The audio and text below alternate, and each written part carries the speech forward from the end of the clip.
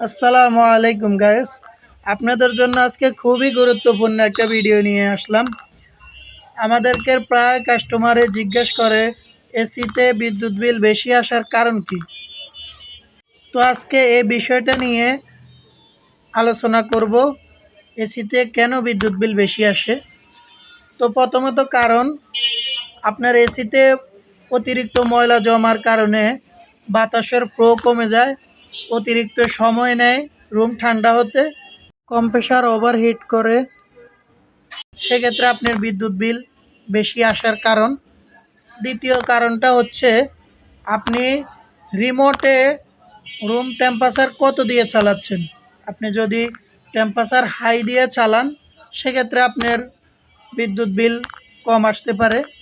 দ্বিতীয়ত, আপনি যদি রুম টেম্পারেচারটা কমাই দিয়ে চালান, সেক্ষেত্রে আপনার বিদ্যুৎ বিল বেশি আসবে। তো অসংখ্য ধন্যবাদ যারা আমাদের সাথে ছিলেন।